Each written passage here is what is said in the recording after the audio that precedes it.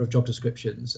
We had over 3,000 job descriptions across BCP, and we've rationalised that into 520 role profiles. And we've been able to do that. We'd probably heard this term before, but the job families concept. So we brought forward 25 job families, which has enabled us to do that. The work stream has we're nearing the end of it. A lot of work's been done on it already. The work stream has a 5-stage process. We've completed up to stage 4, leaving it just with the finalising the pay structure stage. So all employees have now been mapped to an agreed role profile, which has been signed off at director level. In terms of workstream 2, this is really important about the terms and conditions. We've been liaising significantly, and I believe on a weekly basis, with trade unions, and for a significant period of time. I believe it was December 2019, and the proposals prepared have been broken down into 6 categories detailed in the report. Chair, I won't list them here. So negotiation with the trade unions has been ongoing, and we've, it's worth at this point thanking them for their positive engagement in the process to date. Where we need to get to now is, the implementation timetable. So unions will be, needing to, ballot their members. There are still a couple of discussion areas we're working through. The implementation timescale is January 2022, but that is after the unions having a successful ballot on their membership. So, Chair, hopefully that's not too much of a detailed explanation, but otherwise I look forward to answering any questions on it. Thank you very much, Leader. So I'll now open this up for questions from members, and I think Councillor Millie Earl has indicated. Thank you. Yeah, thank you very much, Chair, and thank you for running through that. I just wanted to raise a question about pay and reward within the context of children's services at the moment, and also maybe to an extent things like planning and transport, where in the performance review that is in the next item, there, you can clearly see that there's a reflection where some services haven't been, working to what they should be.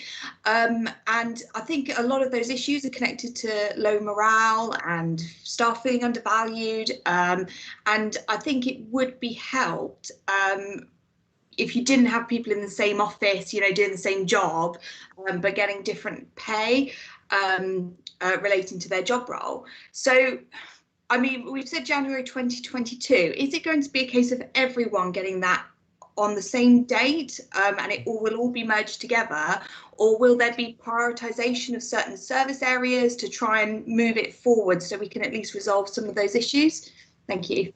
Yeah, thanks, Councillor. Thanks, Millie. Really good question, both because it's about what this is all about, which is around morale and how we become a retention authority where people want to stay here, but also a recruitment authority, people want to come here, all of that. So it's exactly what this is about. Your question, I believe, is around with January 2022. So and we've got Sarah Ray Dean on the call who's led on this work, so she will do more detail. But I know we're not wedded to the fact that it is January 2022 across the board. There will be pockets where agreement will be able to come in sooner, because you're absolutely right. People sitting in the same office or in different offices getting different pay for what is perceived as the same roles, or and there's various different ways that sort of works out. We need to get through as quick as possible.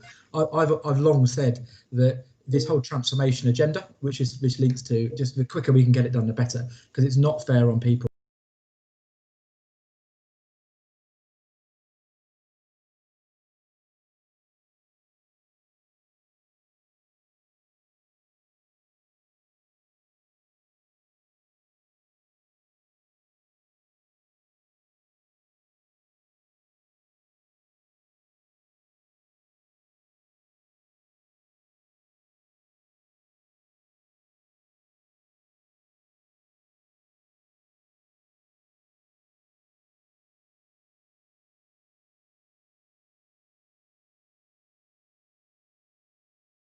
Thank you. Councillor Paul Hilliard. Thank you, Chair. So just to confirm, so we just completed MAP incumbents stage 4.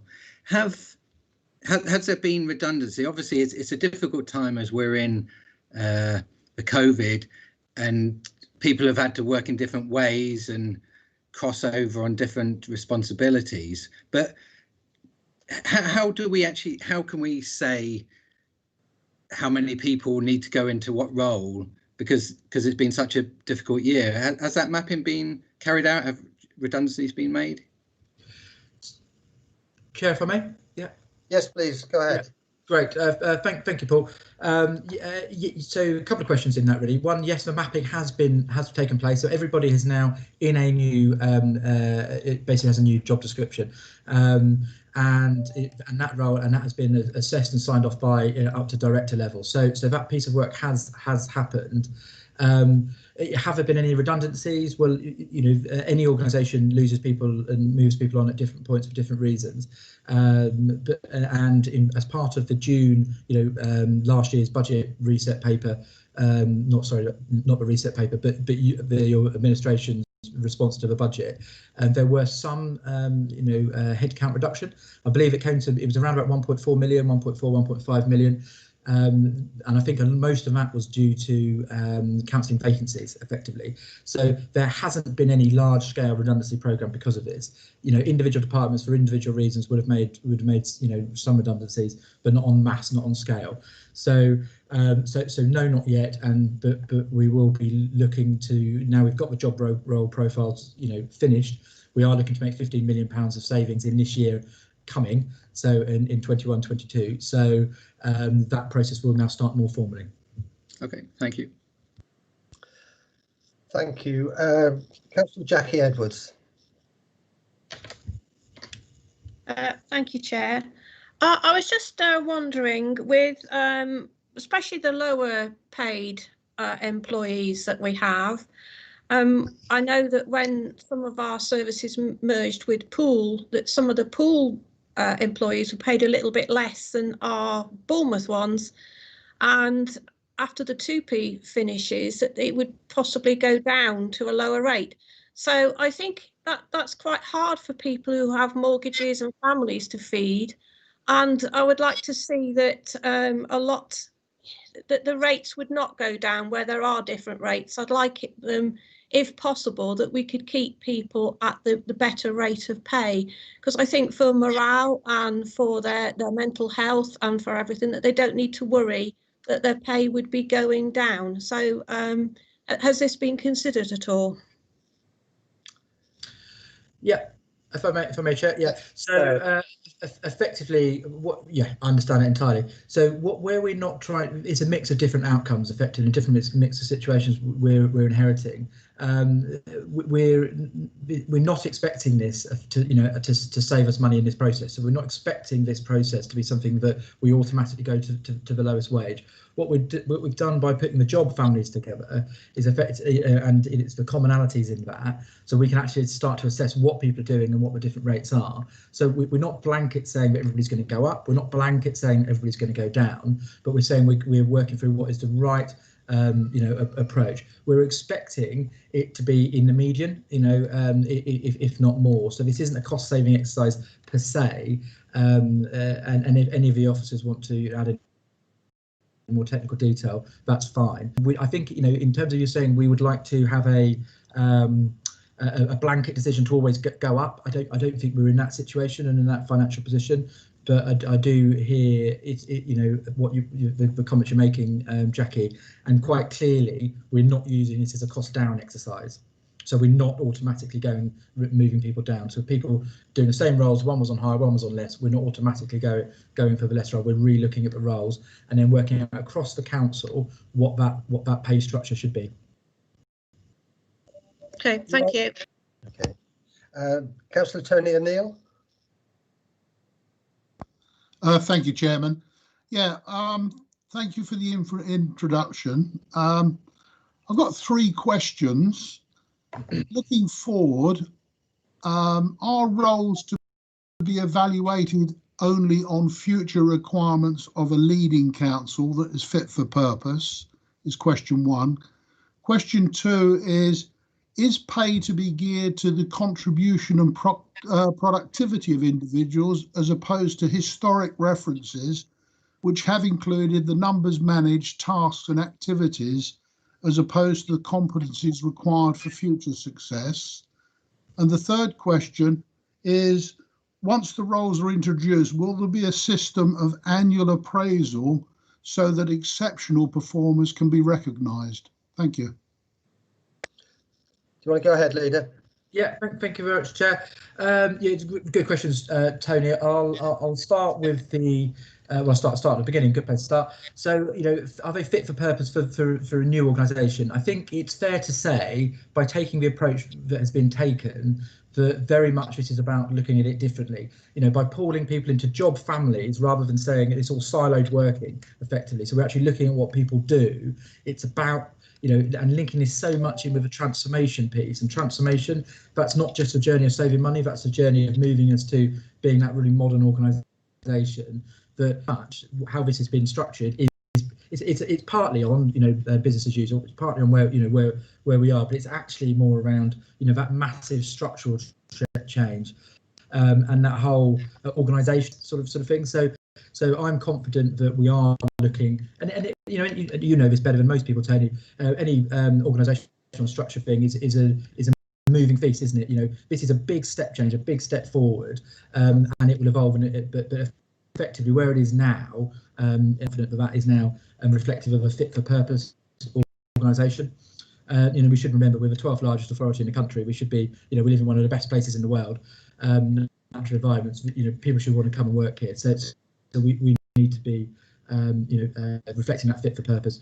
It sort of goes into your second question as well, Tony, in terms of, you know, historic, you know, how it's been done. You know, very much that sort of structural piece about how many people you manage in terms of what your role is. You're a manager. You know, we've had lots of examples here. Somebody might manage one person, somebody manages literally hundreds. You know, and that's reflective in their pay, but it actually should be about what their outcomes are. So it's about, this moves it, does genuinely move it to a more outcomes driven piece. I actually don't know the second answer to that part of the question, which I'll find out for you. But I think you were reflecting on should rewards. That's part of the question, was the annual appraisal. So yes, there's a rigid annual appraisal process that's there, and you know, these organisations are very good at delivering that. The part I don't know the answer to is how flexibly that will allow us to increase pay and benefit, etc. in that. It's a really good question, and it's, you know, it's something we can ask about. Thank you. Certainly, you know, yeah. Does the question, Tony? Yes, it is. Thank you very much. Thank you. Cheers. Thank you, Lewis Allison. Thank you, Chairman. About positive engagement from trade unions, I was just wondering whether we could get some more detail on what kind of positive reaction the trade unions have got to the increased speed of the transformation process, and also in being able to pass that ballot when it comes forwards. And secondly, I just wanted to ask, we've had discussions before about the job losses.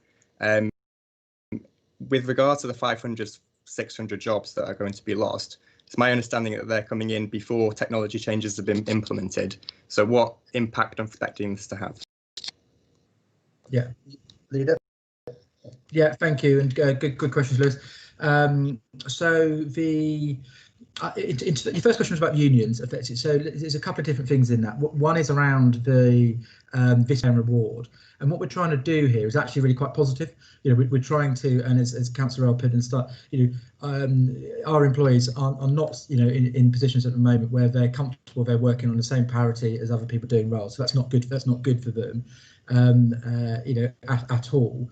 So what we're trying to do is, through this process, and then also then looking at the terms and conditions, we're trying to make ourselves more attractive, you know, to people to stay here and go. So there's a very positive piece of work happening around it. The engagement's very positive, you know, with the unions. Obviously, there's detail we need to work through, but you then also, it was also that question asked around, you know, the transformation process as well. That's a different, you know, it's slightly different, because effectively we're saying there's a job cutting now that we need to do, and our engagement with unions is different on that than it is on. So I just wanted to draw out that the engagement with unions is we're having different engagement with them. One thing I was really pleased to do was put now trade unions are on the senior leadership equalities group. So you know, which is great. So we're actually trying to promote the unions in that sort of in that process, and that's a large piece of how the transformation work is coming through this, because at every stage of making changes, it's going through this, you know, the senior leadership equalities group, because equalities are a big angle on this. Then secondly, Lewis, you asked about the impact of the 500-600 jobs, effectively the £15 million of savings this year. So yes, when we brought that paper before, we said very clearly this was in advance of how we wanted to do it originally. It's about making savings of people before we were able to have a technological benefits. That paper historically, and I will send you a copy. It explains how we're able to do that, and largely, again, so a good example, if communications, you've got somebody sat in one department doing communications and another department. Well, if they're put together department, there are efficiencies that can be made, or is viewed on that way. So really confident it is going to be a challenge. We're trying to save £15 million before the technological savings, so let's not hide from that. But we believe, as council has shown, what it can do in a new normal. How quickly it can adapt, how quickly our officers can adapt. So we're comfortable because of that work that we've done around primarily. We can actually land that change of those 500, 600 roles with minimal impact. And my last point, Chair, is on this. The whole point around, we drifted a little bit into transformation, quite understandably. The whole point around transformation for me is it's about saving money from effectively back office so we can put it in front office. So it's about how we protect and long-term invest in frontline services.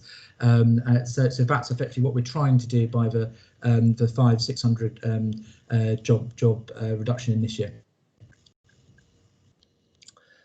Okay, Councillor Lewis, you all right? Yeah, fine. Thank you. Thank you. Yeah, thanks. I can see no further hands raised, but I'd just like to say that that our staff have been, over the last few years, have had an ongoing series of changes with shared services, and then through LGR and now transformation. So there's been this constant state of change and flux, and perhaps uncertainty for a number of individuals. So I was really delighted to hear the leader say there that the unions are being brought in at the executive level to help with this process. But I think that we have to be cognizant of the huge changes and the commitment that staff have been making over such a long period. And it'd be nice to see this process through, so people can then settle down and we can have a little bit of stability for a while. So I think that really concludes that item now. So I'll move on to the next agenda item, which is the scrutiny of transformation and finance related cabinet reports, agenda item 7. And the subject is the mid-year corporate performance report, which again is, I believe, being introduced by Leader of the Council, Councillor Mellor. Thank you. Would you like to introduce the paper, Drew? Thank you. Yeah, absolutely, Chair, and really pleased to bring this paper, because I think this is something where ONS can add some real value to it. Where all members can add value to it, because what we're looking in this governance report is the performance, and any performance, and you're looking at the key indicators you're bringing out of that. So these reports can be built around where members want them to go, what things we want to be looking at, as well as what performance KPIs we are looking at currently. One of the I think there's 3 recommendations here, Chair. One of the recommendation is to bring forward suggestions from Cabinet and this committee regarding the KPI setup. So I think this is a really useful way for members to get involved in that. Please, I look forward to people coming up with suggestions, not just on what the data is there, but what else we'd like to look at. And that might be something, as the ONS sort of forward plan evolves, we can actually then link into some of the KPIs can link into that. In terms of the detail of the report here, it's massive. This is it could go. We could talk for this for days, let alone hours, because it goes into every part of the authority. How it's structured, it's against the corporate plan. So then you've got further details on the individual delivery plans, and they're RAG rated, red, amber, green rated. So it's quite easy to pick out bits that we want to have a talk about. Year 1 of BCP was used to benchmark data. Obviously, we didn't have data historically, so the data from preceding councils wouldn't have been much use comparing in terms of us. So year 1 was used for benchmark data, and now this second year we can start reporting against it, which should over time become more and more useful. Worth flagging up, Chair, that this is, we don't need me to necessarily say, but the year we're in, the financial year we're in, It has been a year like no other. So we've had COVID, the newness of the authority, and all of the challenges, those both bring. So it's reasonable for this process to need some time to bed in, and some of the exception reports will be in some way answered by the wider context that I've just alluded to. There are some exception reports which considering them is another recommendation, so very happy to go through some of those. They go across the breadth of the council, so you can quite happily, if there's something we can't get through now, then look to get an answer back very shortly. So I just take the opportunity, I think it's worth doing, Chair, to thank all of our officers that have delivered the performance we have achieved here. I think it's quite right that when you're looking at exception reporting, we look at some of the things we need to make improvements in, but by our officers, in the last 18 months. And let's reflect on that briefly and just thank them for what we have achieved, and we'll also look to work through some of the performance issues that we've got. Chairman, I'll leave it there. I think the report's quite self-explanatory. The deck in itself is I think well set out in terms of being able to pick out questions, myriad of different ways we can take this, Chair. So I'll leave it to your members. Yeah, thank you, Leader. I'll open this up to members. I mean, it's a very comprehensive report, and understandably, some issues on the KPIs will have changed significantly over the period because of COVID and the situation that we've had. So that you will expect to see some exceptions to what we hoped we would have been able to achieve. And so obviously, we've had quite an impact in some areas. But can I just go to members and see if anybody's got anything that they'd like to raise on the report, please? I'm not seeing it. Oh, yes, I have. No. Just a moment, please.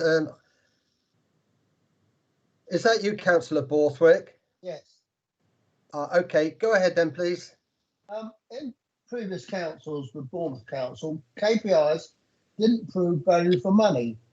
Are they going to be value for money this time? Seems a lot of work was put in, and it didn't seem to give out the reward we were hoping for. Leader? Yeah. Thank you, and thank you for that question, Derek. Look, this is I really understand that. I think it's a commitment to good governance, whether you're in a large organisation or a small one. It's about picking out the key, and the key word here is key. Performance indicators. So a massive breadth of work sometimes can be difficult to ascribe value to, but we do have a corporate strategy. We do have deliverables from it.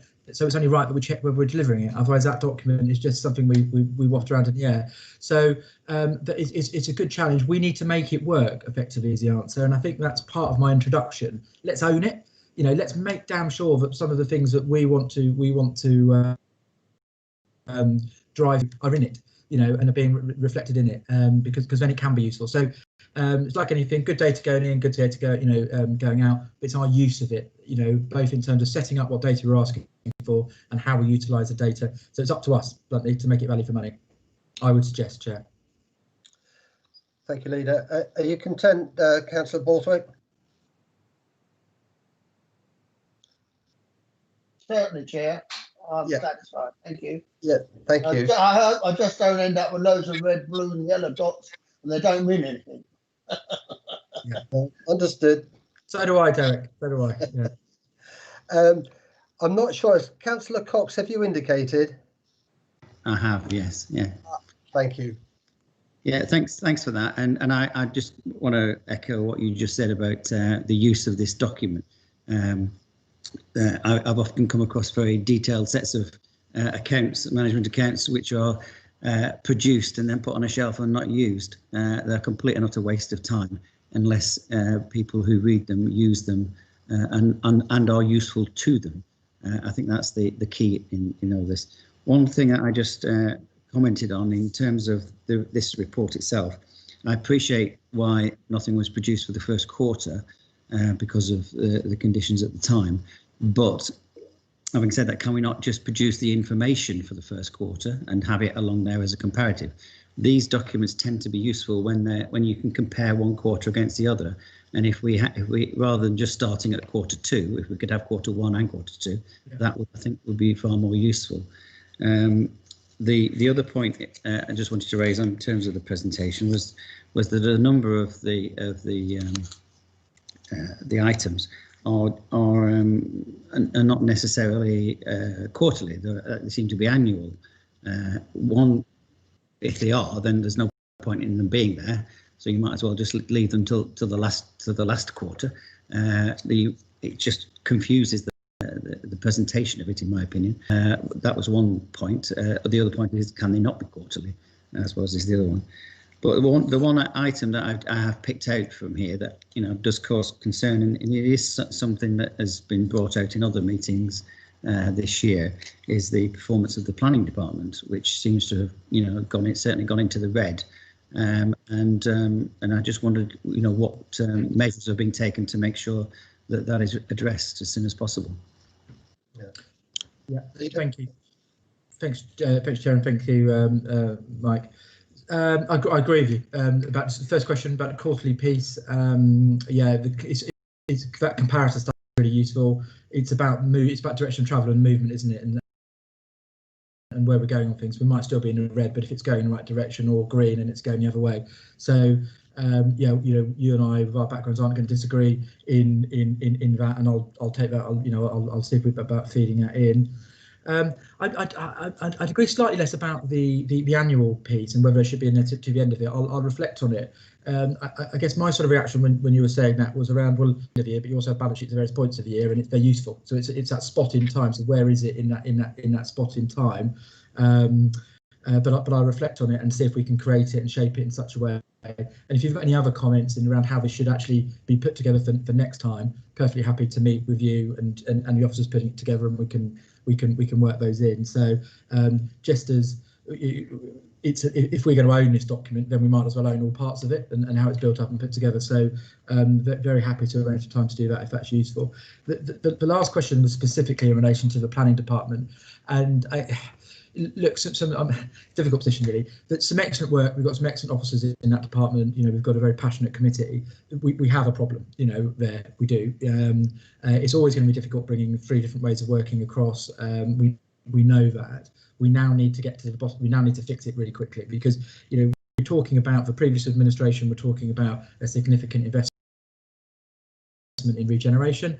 We're absolutely talking about that and more. So just from our own perspective, having a planning department that with those KPIs, that's not useful to delivering our corporate priorities. What are we doing about it? So the new portfolio holder is and working really closely with the head of planning, and we're working regularly with that myself and Graham Fount as well. So there is a work stream in place. One of the main things is it's being one of the early, and this is probably really important. So both planning and children's services put their hands up and said, we want to be part of that transformation process early rather than at the back end of it. So what we're doing, and what I believe Nick Perrins would say if he was here, would be that piece of work around job families and restructuring will enable them to genuinely put that team together. Which would be really useful. So it is absolutely, I promise you, it's one of our main corporate priorities. To get that fixed. We see the numbers are not lying, and we're working on it. And I think there's some budget implications as in the budget. So yeah, I hope that answers your question, Councillor Cox. Councillor David Kelsey, please. Thank you, Chairman. Thank you, Leader. Just going back to what you were just saying about the planning department, I too, I'm glad that we're doing some work within the planning. It really is. Trying to work with 3 different, still not good. It's delaying people's work abilities drastically. So the sooner we get that done, and I'm glad that they're wanting to be part of it. One of my real questions, though, was on page 48 of the report. There is one section there where it just says we're talking about the ASB team. And it says they've been waiting to replace their senior ASB officer for over a year now. They've been advertising for it. What are we doing to make sure that some of these vacancies that are outstanding are now being looked at to be filled sooner rather than later? I know it goes back to your previous paper, Leader, but I thought it was more representative of this paper. This is why I've asked it now. Yeah. Okay, Leader. Thank you, and thank you, Dave. Yeah, so I agree with you. I think one of the things we've done is, and we've made this tune relatively consistently, not trying to be political about this, but effectively, a recruitment freeze isn't an answer to a problem of financial difficulty. You need to actually recruit more in certain areas than others. So what we've been trying to do is to sort of reposition our financial concept. Where so you're able to invest in areas you need to invest in. So if something is a priority, let's invest in it. So that's a financial piece on it. I don't know the specific answer in terms of the antisocial behaviour, but we can I'll make sure we feed that answer back into you. But we are saying invest where you need to, because and that's a general context piece. And you'll see through some of the work we're bringing forward in the budget in February, there are investment areas, and there are more investment areas than there were. There's more spend because that's how we're trying to reposition the council's financial context. So thanks for bringing it up. I'll get you a specific answer on OSB, yeah. And otherwise I hope my generic answer is of some use. Thank you for that answer, Leader. Much appreciated. Thank you, Councillor Earl. Thank you, Chair. So just going back to planning a moment, I mean, I think a lot of councillors have experienced delays, and in my case, I've got quite a significant delay on one particular planning application, which is driving me up the wall. And I understand that COVID has obviously played a part in that. I think what we've seen is maybe other departments be able to cope a bit more, and I wasn't particularly convinced by the report a bit further down by the director that it was swiftly rolled out, because there are clearly some delays. What I did want to ask specifically, though, is it says that processing times have dropped below the national intervention levels. And I wanted to ask if there has been any intervention yet from government, or if they're waiting, until COVID is a bit more recovered. And just following on from that, we've also heard that there's an action plan in place. And I think where we had the issue with children's services, and we were able as group leaders to look at the action plan and understand more about what was going to change and how, whether that would be useful as well for planning. Obviously it's still a really important area, and I think the service level is really important for residents. So if you could give some answers to that, that would be great. Thank you. Thank you, Leader. Thank you. Yeah, two parts to that question. In terms of intervention, no national intervention, but what needs to happen now is massive intervention locally. From us, we need to move this forward. I don't think anybody's saying there isn't an issue here. We do. The draw you back to transformation. That is the way to do it, and potentially investment. We're working out now whether we need more investment or it's just about restructuring and bringing systems together. So no in terms of national intervention, but let's be honest, if we keep performing as we are, we won't go very far away.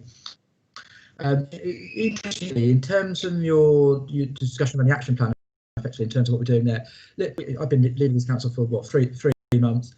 This is one of our largest issues. Any meeting we're in, this is raised. This is a problem for us all, and it's not a political thing.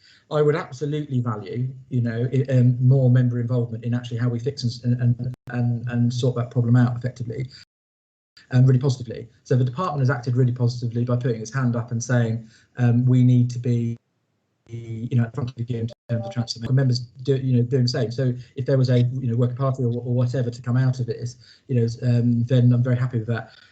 Very happy to keep group leaders updated with this in the same way as we're doing with the children's piece as well. So perhaps whether it's one for now or one to discuss outside of this, I'm really open door around how we move this forward as members. I see Councillor Earl's raised again. So I don't know if you wanted to come back, Councillor. Is that all right, Chair? If I yeah, go on. I mean, I agree. I think, and I'm glad you've acknowledged it. I really appreciate that. I think we can all see that from the performance review that is an area of difficulty, and also from our own experiences as councillors. And I dread to think what the experience is then for residents. But I wonder if there is something in the budget that could be looked at to getting a few new staff or a few more planning officers just to deal with that backlog, to at least catch up to where we are, because obviously where COVID had an impact, there is that large backlog, and that's really impacting on the current service. So maybe that's something to take away and think about a bit more about the budget priorities as we move towards the next budget. Yeah, absolutely. And I'm asking the same questions effectively. So absolutely we will. And to be really clear, if this is a financial problem, we will put more money into it, because this is a priority. We need to get right. We need to fix it. It's not just that. It never is just that. But if there is more money that needs to go into it, we will do that. But thank you. And we speak outside in terms of how we liaise properly on it. Cheers. Thank you, Leader. Before I move on to the next person, can I ask Councillor Kelsey if he's put his hand up again, or if that's a historic one? No, Chairman, my hand's not raised. That must be a historic one. Okay, well, it's just gone out, so thank you. Thank you. Councillor Andrews, I believe, followed by Councillor O'Neill. I'm sorry, I'm having trouble with the hand indications, not unusually, but yeah, thank you, Councillor Andrews. Thank you very much, Mr. Chairman. Yeah, on the matter of planning, again, you know, the director does say that a temporary short-term staff would help solve the problem. Obviously, we've got this backlog of work to sort out, and I think it's particularly important to put this money in as soon as possible. The point is, you know, with my job, I meet and discuss things with planners, and they are getting frustrated with the delays. You know, there's lots of excuses, you know, IT problems, COVID, everything like that. But if we can actually improve the planning turnaround, and I know other local authorities are having problems as well, but if we can actually do it in BCP and get some of these planning applications granted, it will actually mean that when we come out of COVID, you know, hopefully in the summer, these consents will be granted. Developers, investors in the BCP area can actually crack on and invest money in the town without having to wait another few months for the planning applications to be approved. So if I had a bit of spare money, I would definitely get some temporary staff to get rid of this backlog and get some of these marvellous applications which are outstanding to be granted or refused or negotiated upon and re-applications put in. But it's, I think, vitally important that we note what the director is saying, that he needs some temporary assistance. Thank you. Yeah, Leader. Yeah, agree. Just agree. You know, agree in all parts of that, Marcus. We are asking what do you need right now and how and what do you need long term. So those conversations are ongoing. And I guess the conversation is we've been looking much forward in terms of a budget round, which, you know, literally in the next 2 weeks, I think it's a week on Friday, you know, lands in the public domain. So we've been looking more at that long-term bit. There is that piece between now and April that we're also asking the question about, and that's probably where we do sooner. So that comment this is really helpful, and I agree. I'm glad all members are on the same page with this, and we will take that forward, Chair and Marcus. Thank you very much. Councillor O'Neill. Thank you, Chairman. Yeah, I don't think anybody would deny that the preceding months have been very, very challenging for many across the council, and many are dedicated to delivering the best they can. I mean, that statement doesn't deny the responsibility of directors and senior managers to direct and manage. But looking forward, the paper stresses or highlights the importance of KPIs or performance measures. And it indicates within the paper that these will be used for prioritisation and the allocation of resources, linking team, personal performance to agreed priorities. My question really is, in practical terms, how will that be managed, and how will it be ensured that poorly managed resources are not over-allocated investment? Thank you. Leader. Yeah, thank you. Yeah, really interesting question. So how is that going to be managed? It's going to be managed at a directorate level through their existing teams and existing procedures. I think where that becomes really interesting is that then at what point do we then say, when you're looking in the budget round, well, actually, what more resource or less resource needs to go into somewhere, and that's exactly the point of a KPI exercise, isn't it, or a set of accounts, because it's not about the numbers, it's about the story, and it gives you that opportunity to then go and see what sits behind it. So, you know, if we've got teams that are performing brilliantly, you know, there's certainly, and we see that through having good, you know, KPIs. So then we'll be able to see, and okay, well, actually, how you're doing it, what you're doing, what else could you do, and we could invest on that way. the more interesting one is actually if teams aren't performing well, then it's a case of, well, actually, is it saying, well, you need more money, or is it say, well, actually, we're going to take some stuff away from you? And there's no right answer there. It's about going, and planning is a good example, because you go sit down with them and they say, well, actually, we need transformation effectively, and part of that's cultural and a part of that's financial. So it just sort of highlights the point of doing this exercise, really, doesn't it? So you can actually see where performance is, and then link it into your understanding of where we want to put our resources and our priorities. But I will say, if performance isn't working, we work in an environment here where we have to perform. As members, it's right to be held accountable about these performance areas. Certainly as officers as well. So we are going to put the resourcing into this exemplar council. We will not be on an LGR journey forever. We will not be in COVID forever. We will need to perform. We will not be looking for excuses. We'll be looking for performance.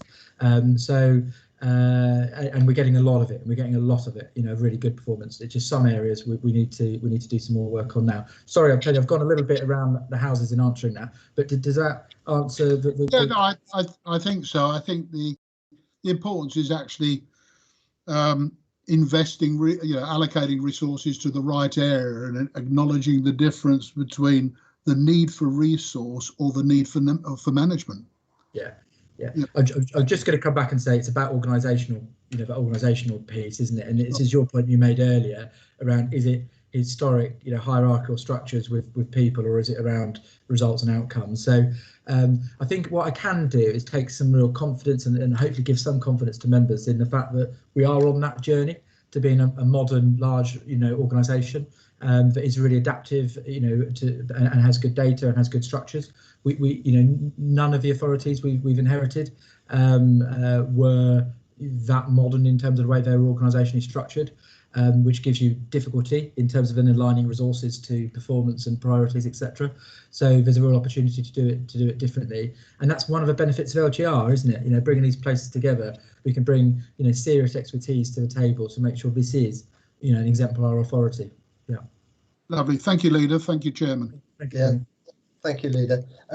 Councillor Howell. Yes, thank you.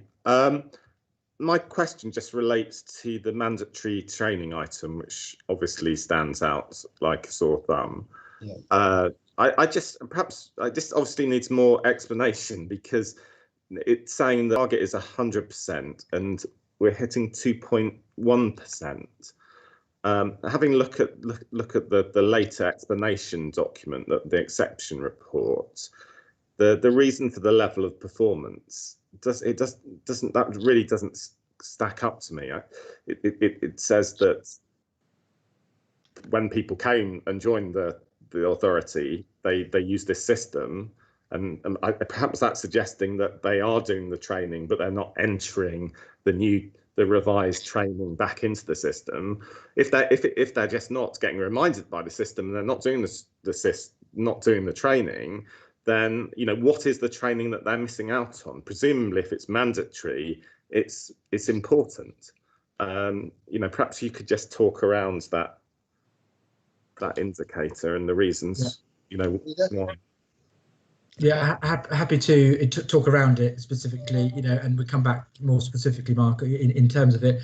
One of the general things around these types of indicators, when you get something so out, it's actually, well, then is there something wrong with the data? What's actually, let's look underneath that and let's understand what's underneath it. Because it's not, because either the target's wrong or the data's wrong in some extent, because you're not going to have, if mandatory, everybody should do mandatory, training, and then basically nobody's doing it. So what it does is unearth. So now we go on and we dig underneath that, and we answer the question. So I don't know specifically in terms of the answer. Very welcome for if anybody's got a specific, any of the officers on the call have got a specific answer to that particular thing. It's obviously one of the ones we're taking away and having a really in-depth look at. So yeah.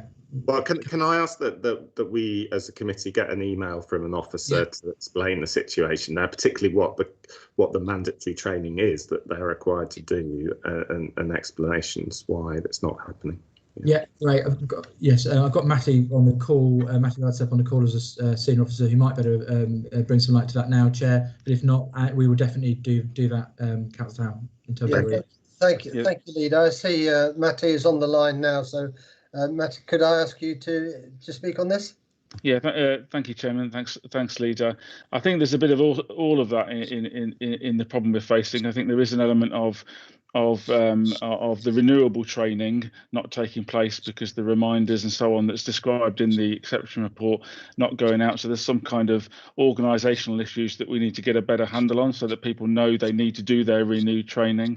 And I think there's an issue about being clear, obviously during the COVID period, making sure that the opportunities are still there for people to do the training they need to do, even if they're not in a normal working environment. But I'm happy to take away an action just to flesh out the extent of that mandatory training that Councillor Howes has referred to, just to make sure the board is aware of what the extent of it is. Okay, thank you. Thank you very much. So yeah, we'll take an action to get that out to all members. I'm glad that you raised that one, Councillor Howell, because it was one that I picked up on as well, as was the planning ones raised by Councillor Cox. But if anything, this does serve to show that this plan is of use, and it does highlight to members where some of the issues are. Unfortunately, like a lot of plans, it shows how far you are behind sometimes, but that's not necessarily a bad thing. I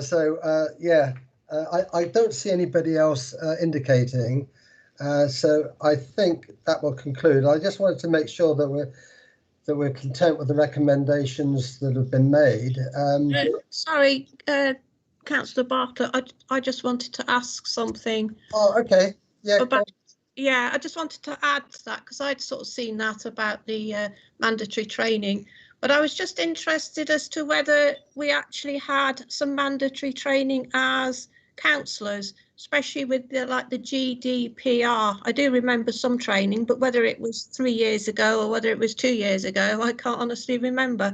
So I wondered if there were certain things that, you know, the councillors themselves should be trained on as well, and perhaps the officer could come back about that, please. Thank you.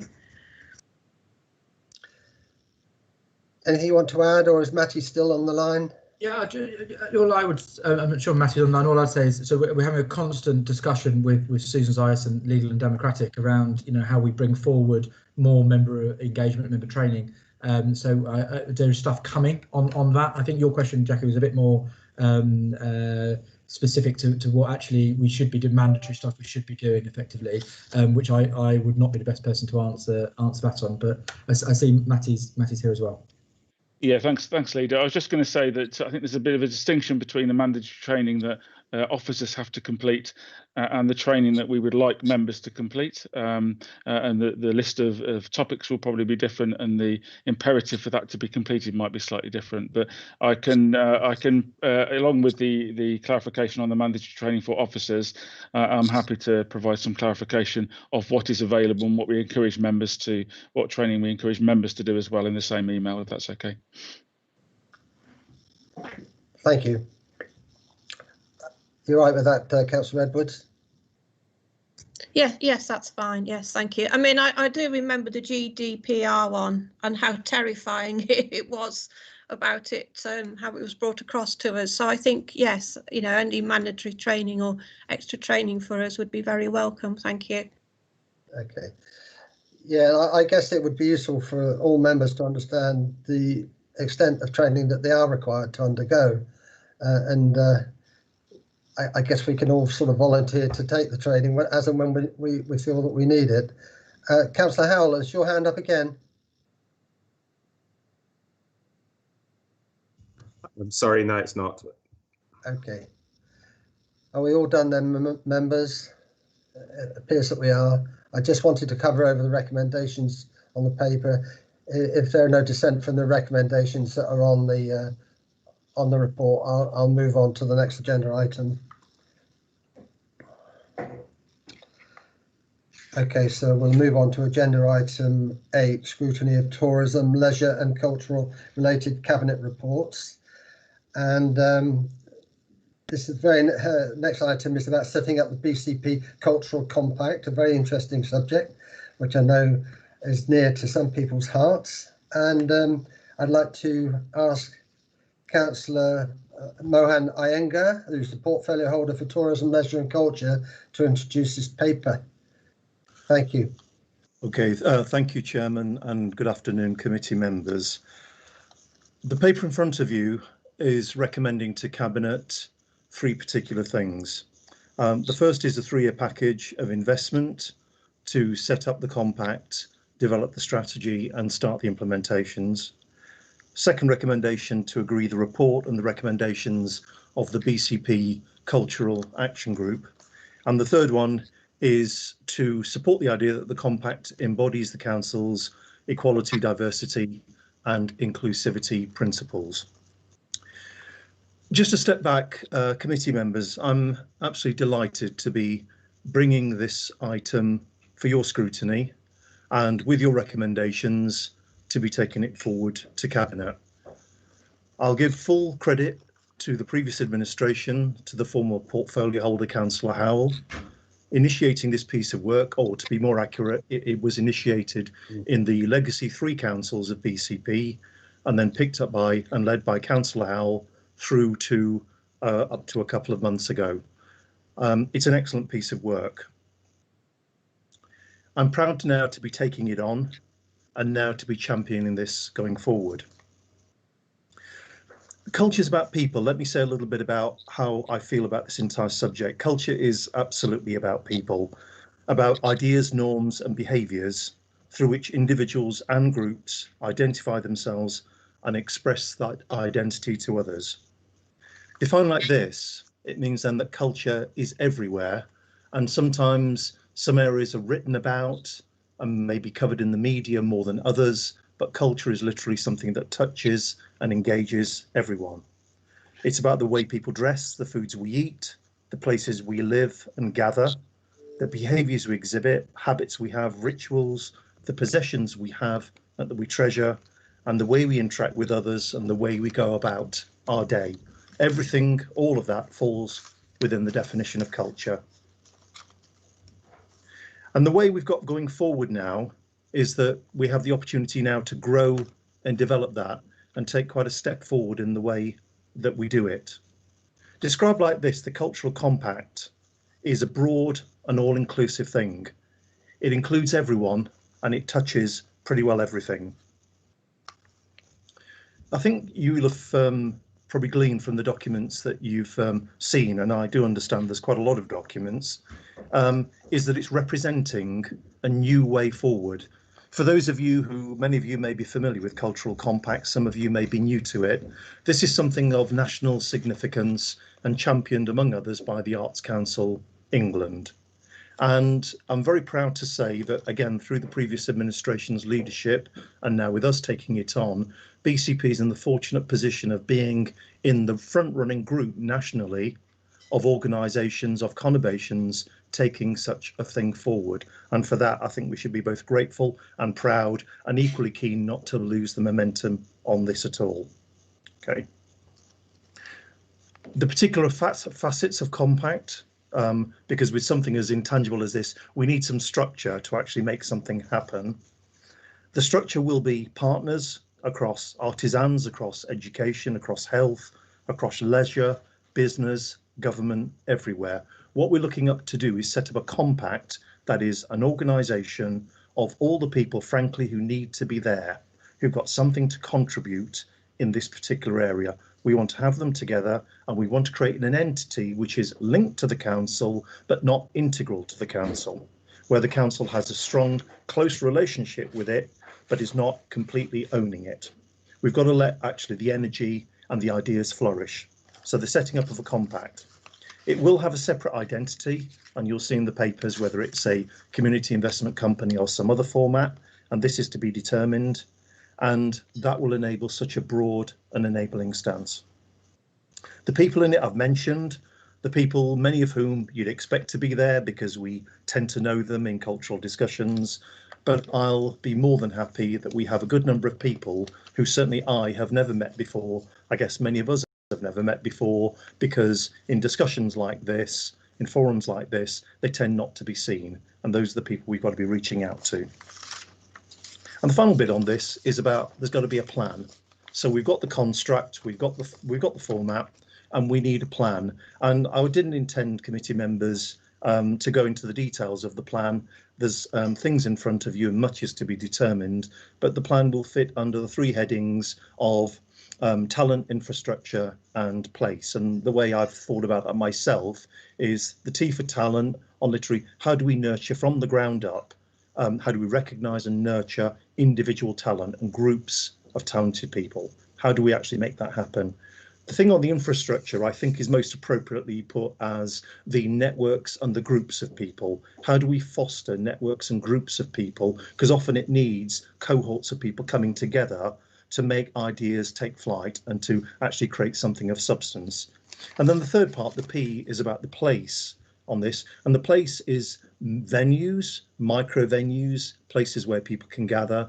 But of course, then it gets up to the bigger stuff, which is to do with some of our bigger venues where some of the bigger happenings may occur. But it also, it's sort of more intangibly the things around how we can sort of curate our streets, our parks, our open spaces and so on, so that they not just enable, but they actually actively encourage cultural activity to happen as well. And there's a hell of a lot of work to do there.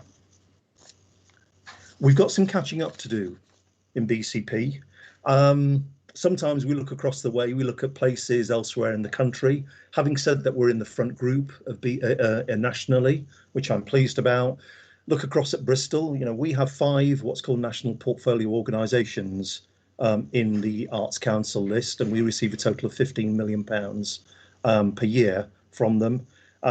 Bristol has closer to 20 organisations and receives more than just nearly double what we get, about £28 million, and that occurs right now. So if that's a reasonable point of reference, that's the step change that is available to us right now. There is money out there, support out there, if we can construct this and move it forward with pace and with purpose. And the other thing I'd mention is, let's not go, leave it unnoticed. Of course, there will be a census happening this year as well, March the 21st. And of course, it may take a while for the results to appear to us, but we'd like to use this as an opportunity to really understand our populace in BCP a lot better and to use those results for advantage.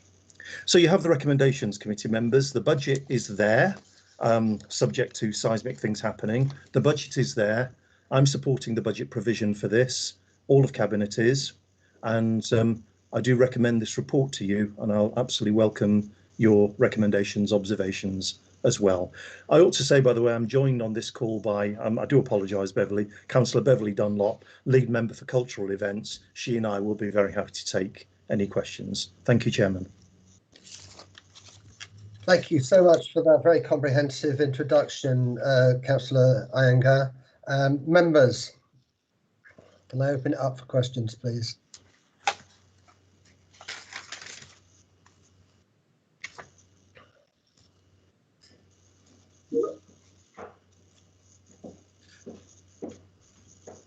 I'm having trouble seeing hands up.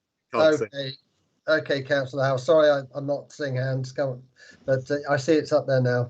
Yeah, please go ahead.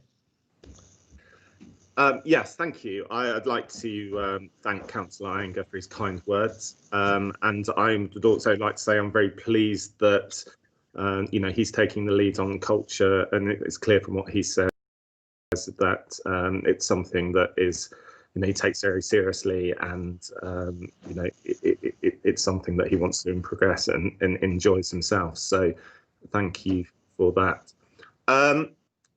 I think in the words about Bristol, and Bristol is naturally the comparator, I think, but to some extent Brighton, but Bristol clearly is within our area in the southwest, gets so much funding, and the funding figures that you mentioned there, they're even worse than you say, because a lot of the funding that Bristol organisations get is for work in Bristol, whereas a significant portion of ours is for regional organisations like the BSO, which I think gets about £3 or £4 million a year, but that's work across the whole of the southwest. It's not all coming into the accommodation. And also, in terms of when you want that individual artists apply for, there's also a massive disparity there's many more people in Bristol get those grants than here, and in fact there's a brain drain because people feel they need to go to Bristol to get into the networks and to access the money and resources. So that's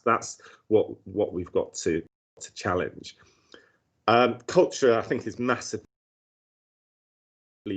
important for us as a conurbation in terms of growing as a place, and moving from a resort mentality where we depend very much on tourism, but it's a somewhat one-dimensional thing, to a place where the culture is at the centre of things, and we have the kind of mentality. Obviously, not a city. We don't want to have like a city centre or anything like that, but we want to have the mentality that we have the richness and diversity of a city, and that comes through culture. My one concern with this, and it's because of the nature of the reports attached, is how the actual board and compact will be set up so that it works effectively. Because when the working group originally produced their ideas, they came up with a kind of sector-based model, and then that went to the steering group, and there was quite a lot of opposition to that, because the trouble is if you look to have somebody from from health, from the business, from young people, from everybody you can imagine, you end up with not very many spaces left for people who are primarily moving the cultural sector forward, i.e. people working in the cultural sector, people with the energy to drive the projects forward. And we are allocating one officer to this, so that the drive has to come from the board, not the officers, and therefore we move to a position where the board would mainly be sector representative of culture and heritage, and then the consultative partners would be people like business and health, who the board would regularly consult and seek to draw funding out of for the projects. So you would have like the tension between the people that are making things happen and putting, meeting monthly, say, and the consultative partners who were supporting that, who would meet on a less regular basis but would be fully integrated. So if you look at page 80, it looks like a legacy document, because you've got those two bodies, and some of the, for example, health is on both of them. It seems somewhat confused at the moment. So perhaps Mohan, you could explain what the current thinking is there. Okay, Mohan. Yep, go ahead, please. Yeah, thank you. And I agree, Councillor Howell. I think the two words I put on here is the engine room and like the sounding board. If you get what I mean with those, it's kind of, first of all, the documents that are in front of you now.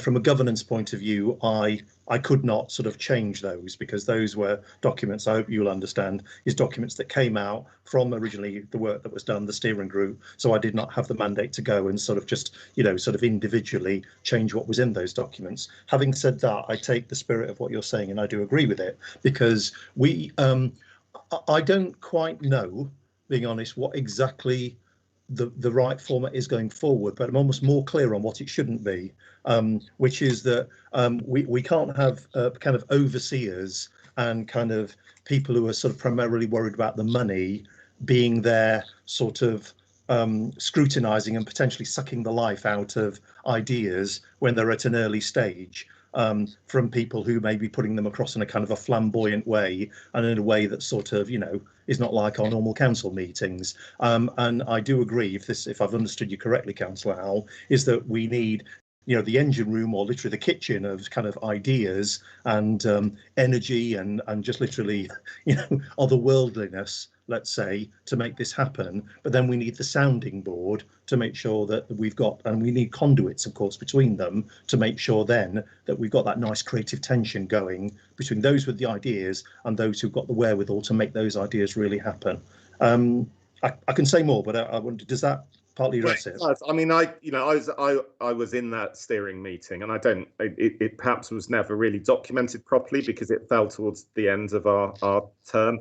I'm very happy to sit down with you and talk through it so that we can be sure that we're on the same page. And I know that Elspeth had some strong views on it, and I'm sure Michael was in that meeting as well. But the other point quickly is that in terms of the financing, looking down that, very much welcome the financing. But what's really important to get this off the ground is to bring those people who in the arts and heritage community and all their constituent groups and the hard to reach groups, etc., that there's something that helps to bring those people out of the woodwork and actually interacting with each other as part of the process of building this compact. And for me, once we're allowed to do so, that means there needs to be some funding for some networking meetings that can happen around the conurbation, so to start gathering people together on a regular basis, and also, probably eventually some kind of online platform. Thank you. Yes. Okay, I see you're nodding your head there, Councillor Iyengar. I mean, we're getting into a bit of real detail here on some of this, which I think is slightly outside of the broader nature of the paper, which I think is what we're being asked to look at. But I think, Councillor Dunlop, did you wish to speak? Yeah, it was just very briefly, we were talking about the makeup of the people on the compact. That particular sort of legacy item is really something that's open, and it's going to come down to having the right people in place, and that may not be that they necessarily represent all those sectors. It needs to be a cross-section of people, because of the aspirations of this paper isn't about driving specific aspects of culture, it's about the whole cultural piece, and that needs to look across ethnicity, ability, age, and all those demographics. So that is I think that's a fluid at the moment, and that, as Councillor Iyengar said, is the next piece of work. How it's going to be set up is the next step on, and that's when we need to look at that in detail, Chairman. Yeah, okay, thank you, Councillor Dunlop. Councillor Kelsey. Yeah, thank you, Chairman. Councillor Dunlop's just answered one of my questions before I've even asked it, to be honest with you. I was just about to ask about the makeup, what we are doing about making sure the makeup of the board is fully compliant with ethnicity, diversity, and all those sort of things, but she's already answered those, which I'm totally grateful for. One of the questions I'm going to have, and I may well sound like a bit of a Philistine when I come out with this, why the hell and how do we get away from this word culture? Because when you say culture to the average person in the streets, they immediately go back to the thing of ballet, ballroom dancing, museums, orchestras and things like that. And it's not, it's a far, far bigger thing. And if we're going to do all this work, which I hope we are, we need to get the public behind us. And we need to get this across to the public in a way that the average member of the public fully understands what we're talking about. Keep saying culture this and culture that and cultural this and cultural that. It goes along, certainly for me, I don't mind admitting it, it goes right over my head and it totally turns me off wanting to read anything about it. So I do think we need to bring this down to the level of the average person in the community to make sure that they can all be involved in this. Because I think now I've read the documents, I think it's a great idea. I'm totally for it, because I can understand it a bit more. And I must admit, I've sat with Beverly and I've talked with Beverly about it, and she's enlightened me on a lot of things. But I do think we need to be aiming this at the members of the public, not just us as councillors. Thank you, Chairman. Are you asking me, or I'm asking either of you to explain it to me? Yeah, no. In words of one syllable. Councillor Iyengar, would you like to respond to? Actually, I can. Can I invite Councillor Dunlop? Beverly, would you like to say something, or would you like me to go first? I'm happy to go forward if I may. It is my area, so it's within my remit. I think for me, one of the most exciting things about this is it kind of blows out the water that culture is ballet and listening to Tchaikovsky or doing this and doing that. It's the recognition of the widely accepted definition that culture isn't that at all. It's who we are, it's what we believe, it's our values, it can be what we eat, it's our heritage. You know, we have a large Brazilian community, for example, around the area. You can be sure that their definition of culture is not the same as another community, and certainly not the same as the people who are friends of BSO, and that in turn is certainly not the same as the 16-year-old lad with a skateboard under his arm. I don't think we can change the word culture. I think what we have to do is make sure that the full Monty of the word culture is understood. It's you, it's people, it's demographics, it's all those things, and make sure that it means something to everybody. And one of the important changes that I think that I've made in looking at this was this notion that culture is something you sort of put on and people pop along and participate.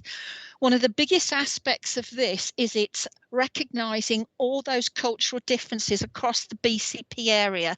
That's the differences in ethnicity, age, ability, sexuality, all those things, and getting people to bring their culture out. And that's going to be probably the hardest part. It's removing those barriers, breaking those down, getting people to come out and share their culture. And it really could totally transform this area completely and bring everyone together, really be the glue that brings the whole place together. But it's just going to be keep at it, keep trying to change it, and it's our attitude as well. The way we approach it should percolate to the residents, I hope. Thank you both of you for those answers. I'm sure you're absolutely right, and I look forward to seeing where we go further forward on this one. Thank you both of you. Thank you, Chairman. Thank you, Councillor Dunlop, and thank you, Councillor Kelsey, for some very relevant, pertinent points. And I agree with you entirely.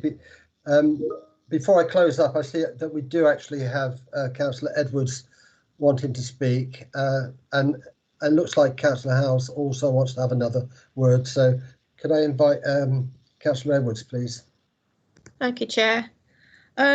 Yes, I mean, we're very lucky in the area that we already have some great buildings for performances, etc. And I would say possibly an underused BIC building in Bournemouth.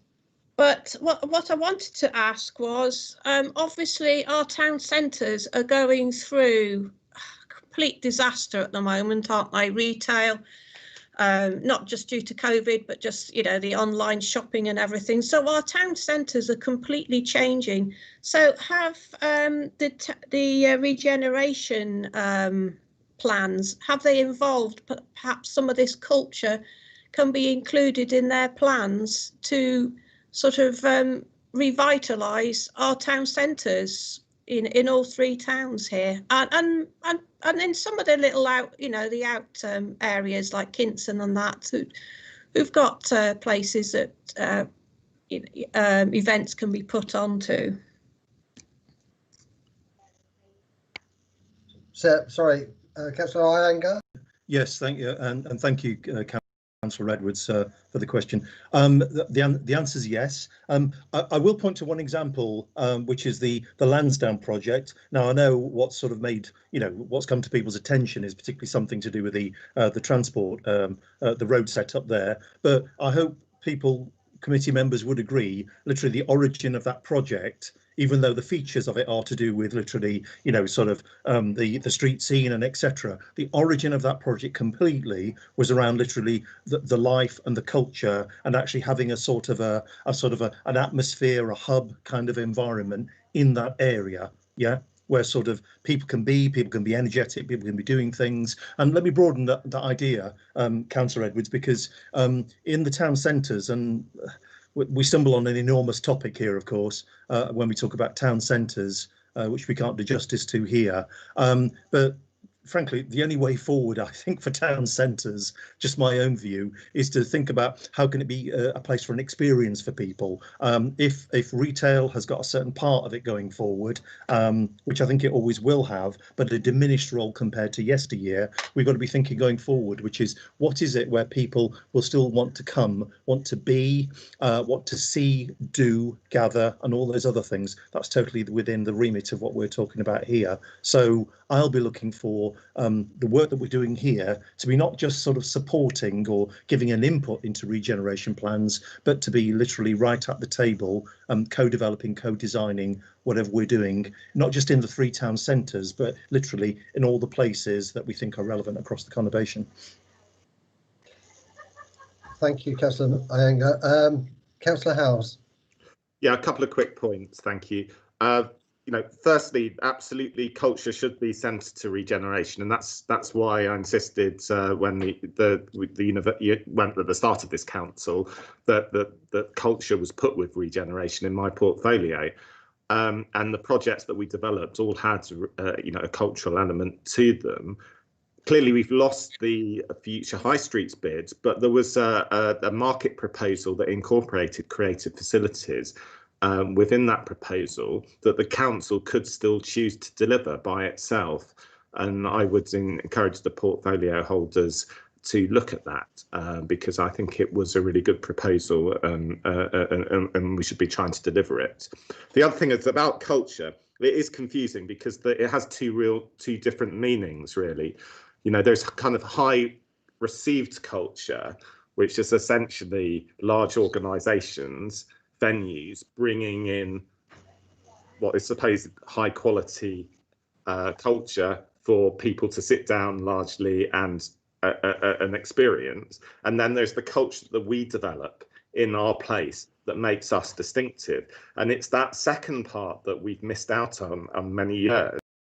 And it's partly because the large institutions have tended not to trust the smaller creators and producers because they may be a bit snooty. They want to keep that distinction between high art and something that's the creative, and the creative stuff is out of control by its nature, and it's difficult for them to judge, and that's what needs to break down. And it is better than it was between the institutions. The institutions are much more open now, but we need to really encourage at a very broad base local promoters of culture in its broadest form. So, you know, we're talking about, you know, visual arts and music, but, you know, sport as well, and other aspects that make us distinctive.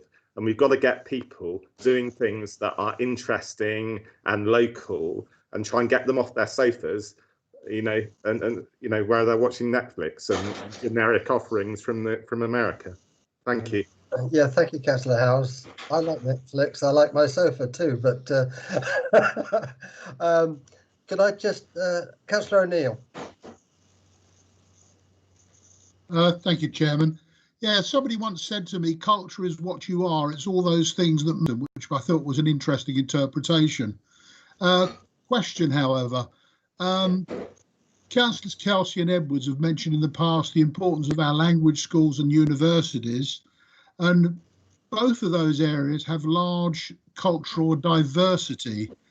How are we going to draw the youth of those establishments in their diversity into this framework? Thank you. Do you mind if I take that?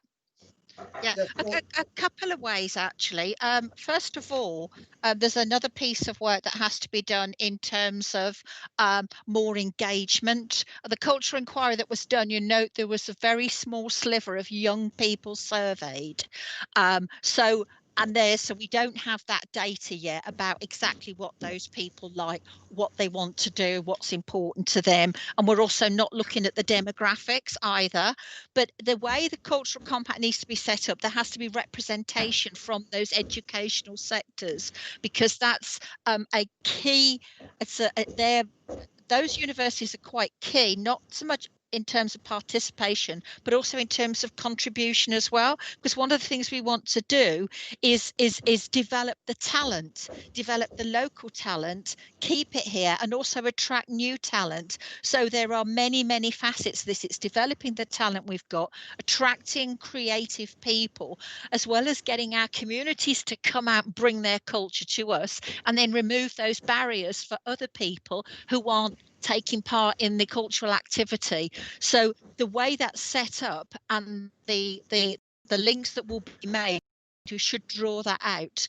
And if we're not, Councillor O'Neill, we're doing something wrong, but we need to get those people out. Thank you. Thank you very much. I think. Excuse me, Chair. Could I add one final thing on the end of that? Yeah, go on. Yeah. Thank you very much. Only one thing to add to Councillor Dunlop. So thank you, Tony.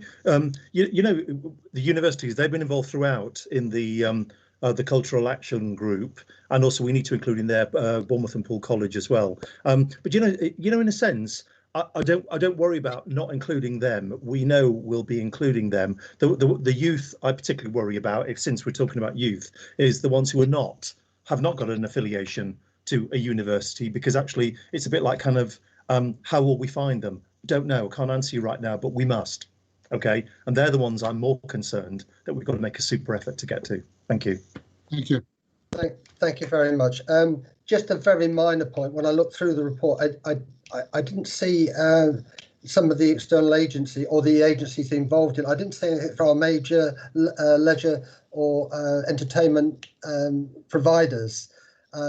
For example, BH Live. I didn't see them in the list of the people that we would be engaging with in the paper, and I don't know if that's because they're included in a more generic group. But I thought, you know, they're fairly major players in some of the things that we want to do, and I just thought I'd mention it. That's all. Don't need an answer, but it's been a fascinating discussion, and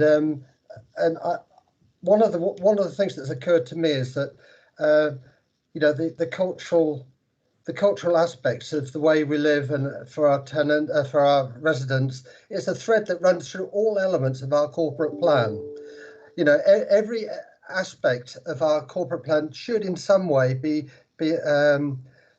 influenced in some way by our cultural requirements, and I think that's another way of approaching it, to make sure that all of the areas of our corporate plan does include some consideration of the cultural aspects of that particular area of what the council is doing.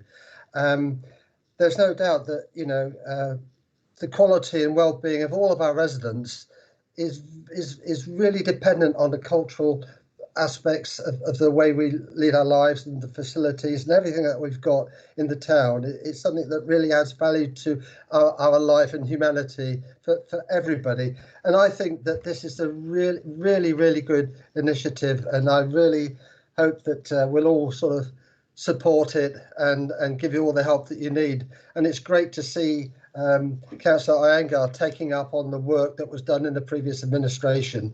And it's a fantastic initiative, and good luck with it, taking it forward.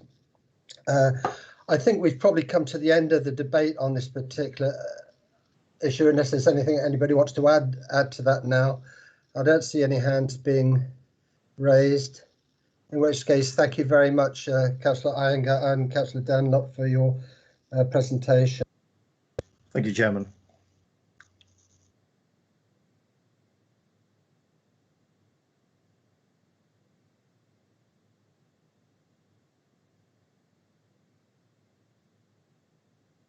Chairman, you're muted. Oh, I beg your pardon. I don't know what's happened there. I don't know how far I got.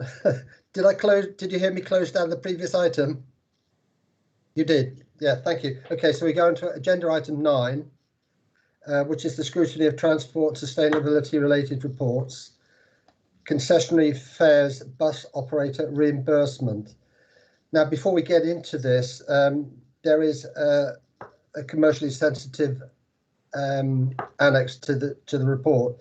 So if anybody wants to get into that, then we will have to go below the line into private session because it's a non-public area. But so just be mindful of that when we are discussing this particular paper.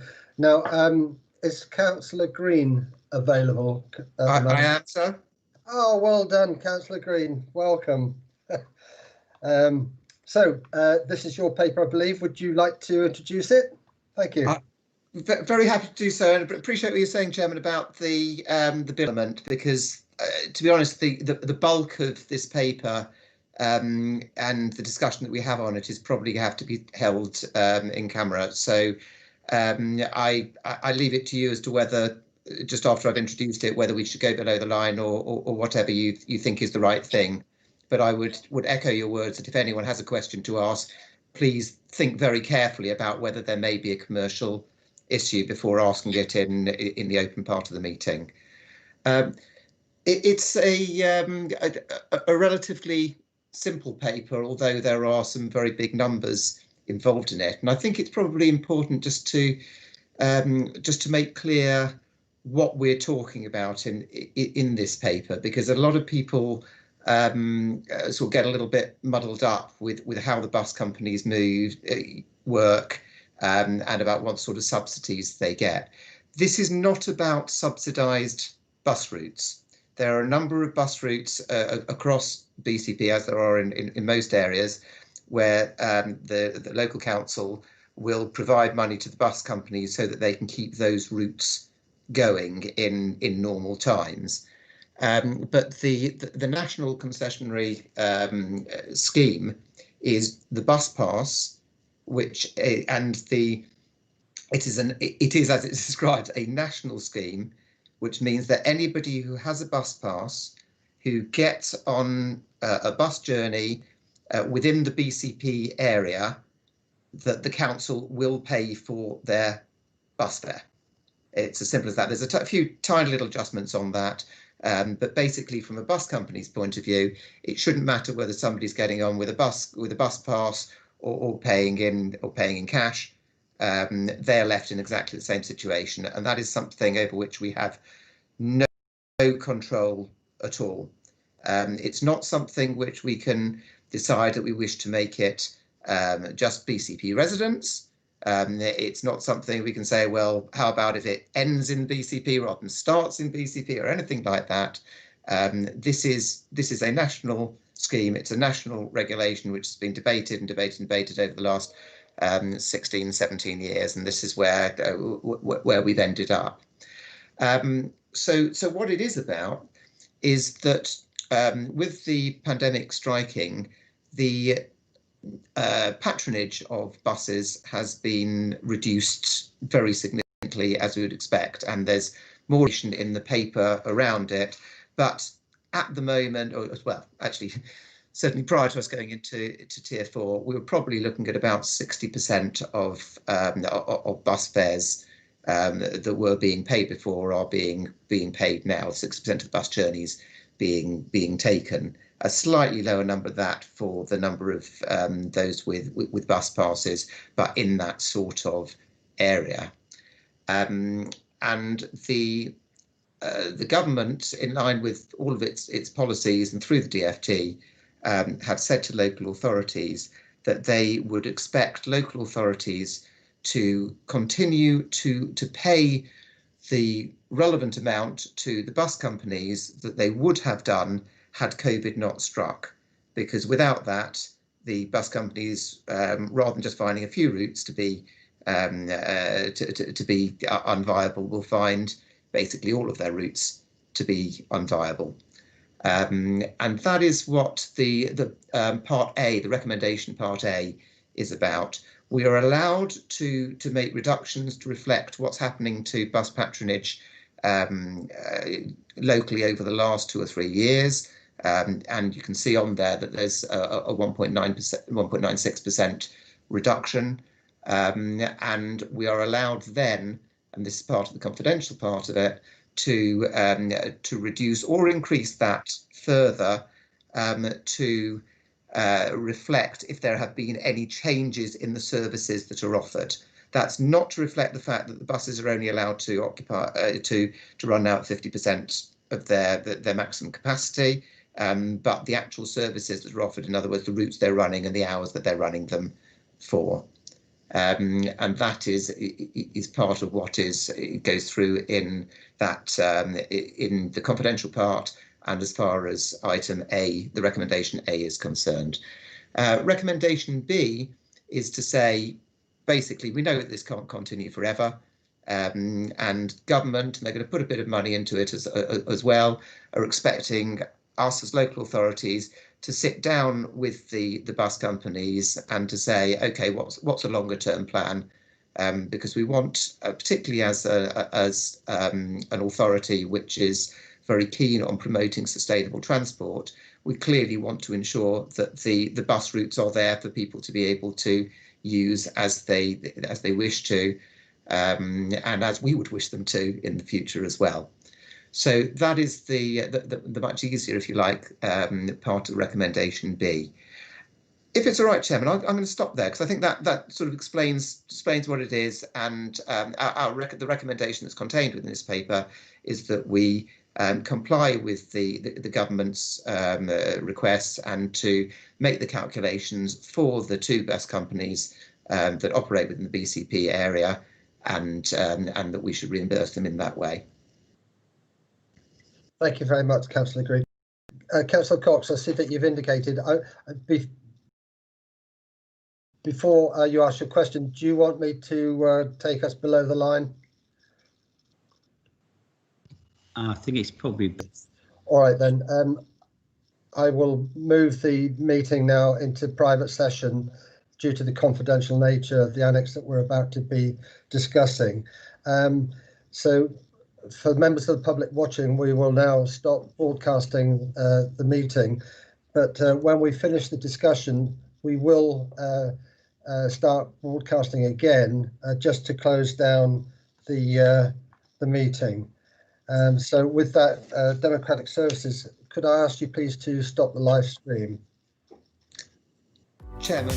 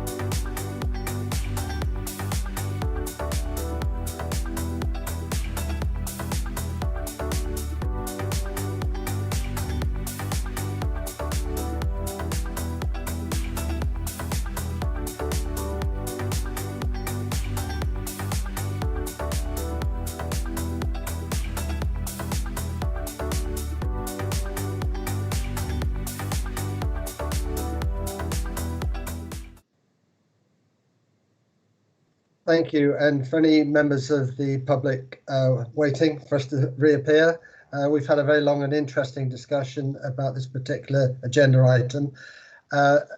Essentially, the recommendations as set out on the paper stand, and the overview and scrutiny has no further comment to make on those.